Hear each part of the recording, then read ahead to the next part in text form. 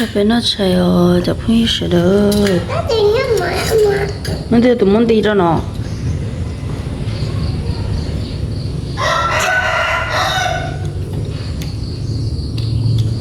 Giờ nó thì vô đấy không? Đấy không nhận cái gì mẹ nó là đứa con này tôi nó chạy. Nó muốn chưa ra. Chiến nó này con này. Giờ con giờ nó mỏ nè.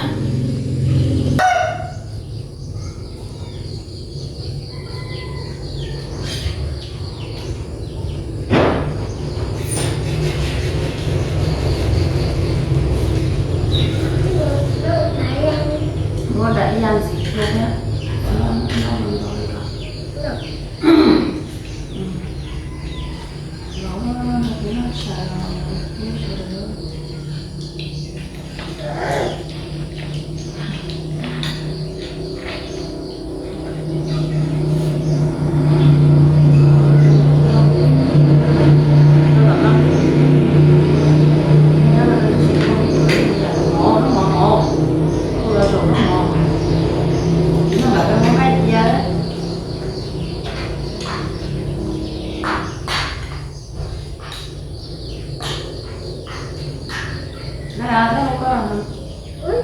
Bộ lết đôi chế thì đúng rồi đó.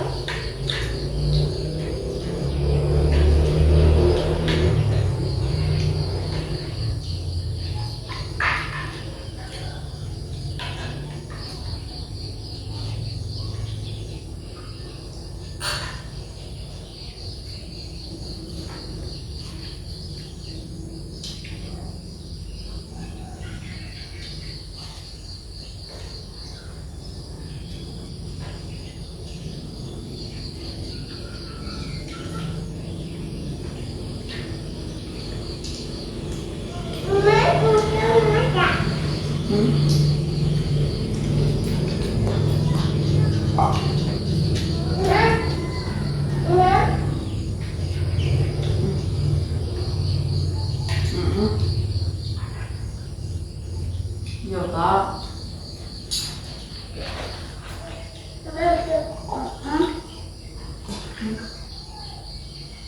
Mọi người nó phải nó có bỏ liền.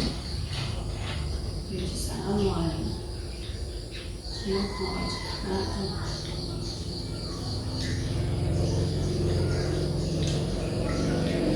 Nó còn cá này. Nó đã nó không. Nó được nó mở được cũng ai nó được nó.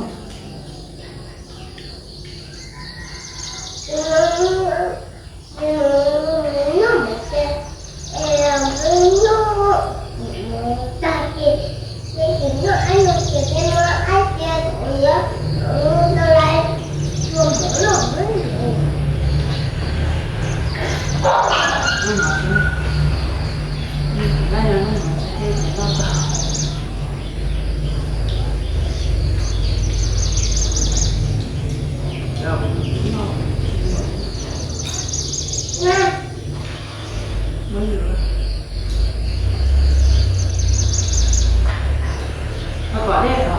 Nó còn nó sẽ đồ nó nhá.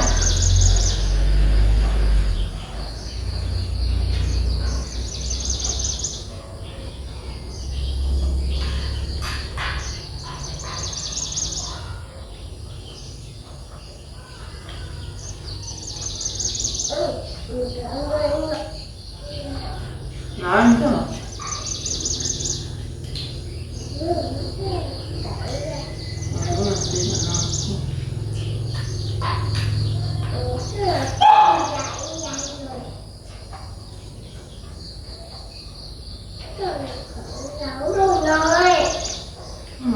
Nó mặn thôi, tốt lắm.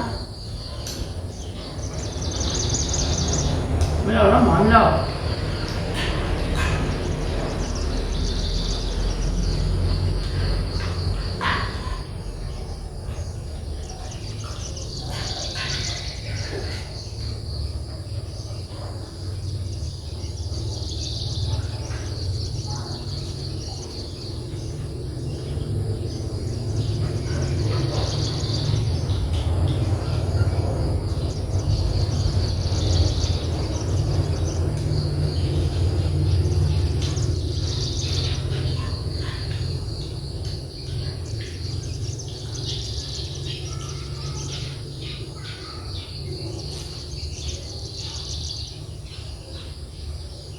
hỏi á rồi nó sao khác chỉ mà cái món đồ của đời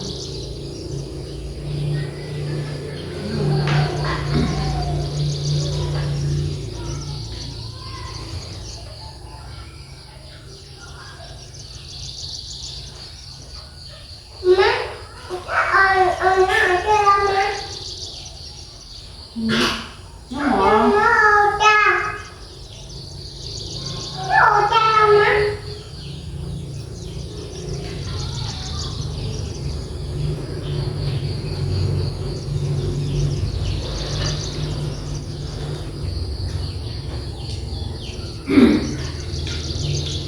nó chờ để nó phối hợp có thấy nó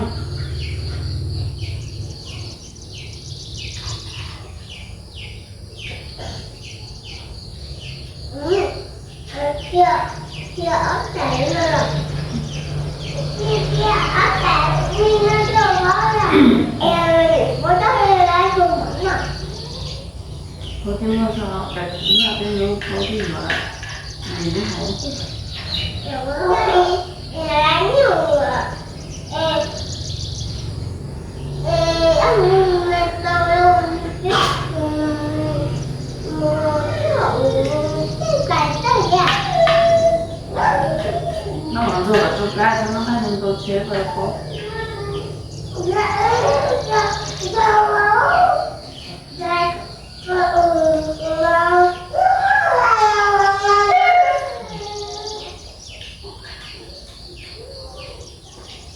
đâu có đồ khỏi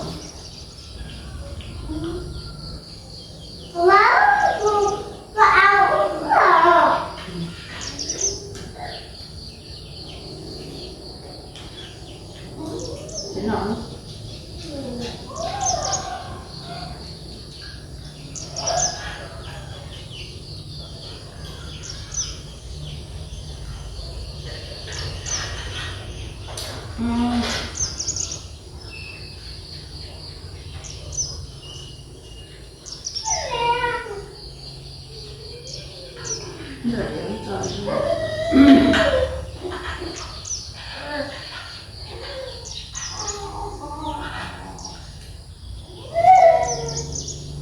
để nó mỏ cái đầu mà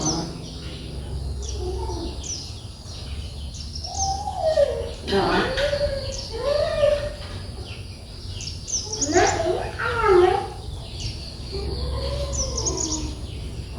nó mỏ nhá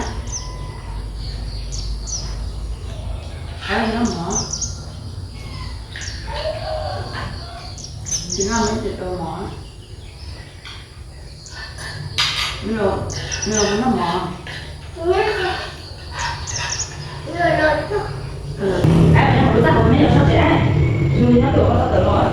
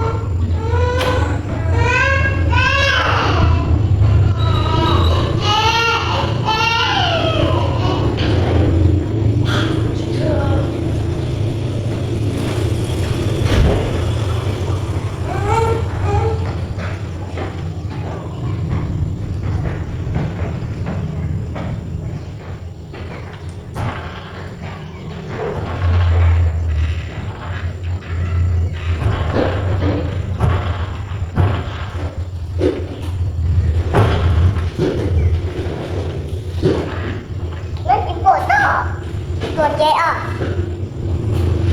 Tuột đó tuột trẻ. Ê, tuột đó tuột trẻ.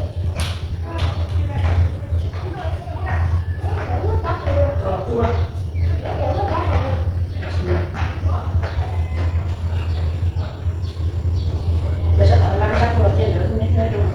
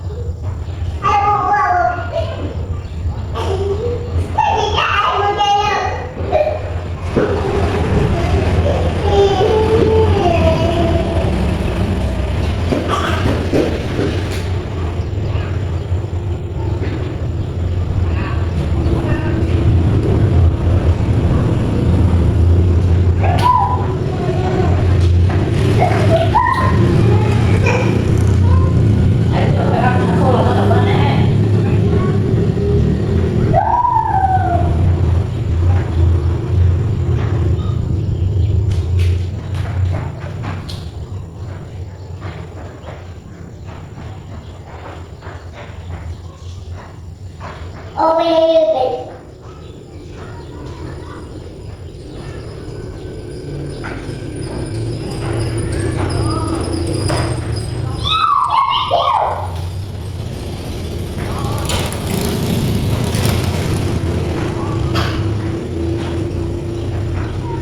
nó lại bắn cái tủ.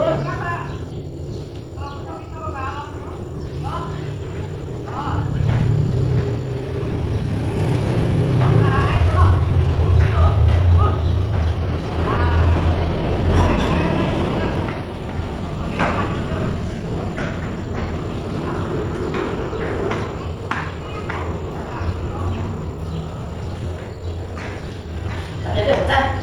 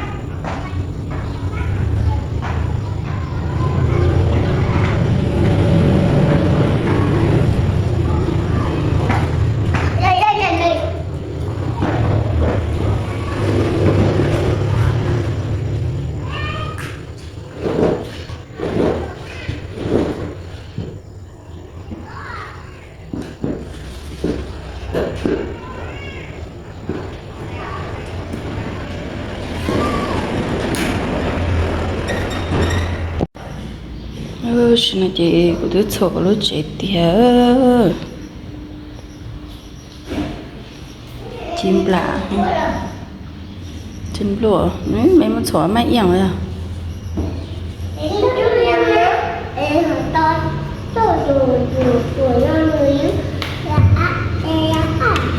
xã hả nó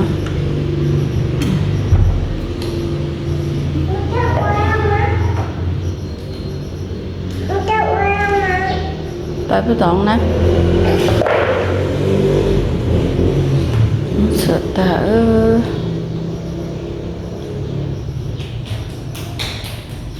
tôi chỉ chế về đây thì bây giờ để cũng nhà lò bên nơi khó chạy gì đây là một cái chế sao sao sáng được nói nhé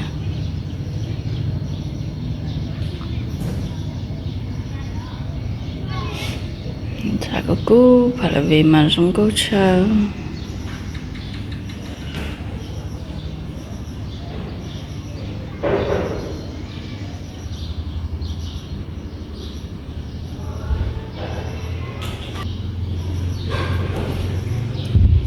ước chỉ gì số nó chỉ tao mới nhận đồ về đàn gì ước chẳng cha sẽ bớt lùi nó